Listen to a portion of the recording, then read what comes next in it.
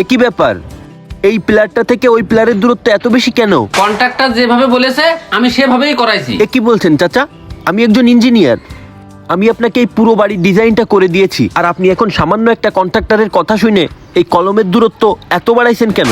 এই ইঞ্জিনিয়ার সাহেব শোনেন, আমি যেভাবেই করি না কেন আপনার সাথে কৈফিয়ত দেবো নাকি? আমি আপনাকে কৈফিয়ত দেওয়ার কথা বলি নাই তো। আপনি এই বাড়িটা 10 তলা করবেন, এখন আপনি যদি সামান্য কন্ট্রাক্টর দিয়ে এই বাড়িটা করান, সে কি এই বাড়িটা ভালোভাবে করতে পারবে? আমার বাড়ির চিন্তা আপনার করা লাগবে না, আমি এখন থেকে কন্ট্রাক্টর দিয়েই কাজ করাবো, আপনার দিয়ে কোনো কাজ করাবো না। আমাকে দিয়ে করাবেন না মানে? পুরো বাড়ির ডিজাইনটা আমি আপনাকে করে দিলাম, আর এখন আপনি বলছেন এই সামান্য কন্ট্রাক্টর দিয়ে আপনি বাড়ি করাবেন? হ্যাঁ, আমি কন্ট্রাক্টর দিয়েই করাবো, তার কারণ আপনি ফিস বেশি নেন। ও, এখন আমার ফিস বেশি হয়ে যাচ্ছে?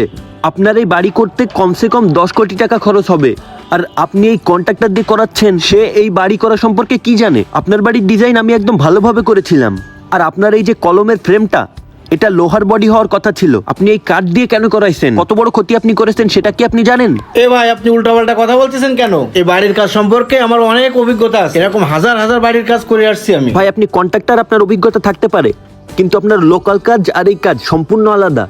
এই বাড়িটা হবে 10 তলা ফাউন্ডেশন, আপনি ওইখানে 1 তলা 2 তলা গ্রামে বাড়ি করেন, সেই বাড়ির কাজ এটা তো না ভাই।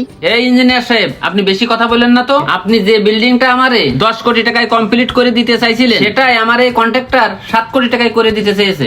শোনেন চাচা,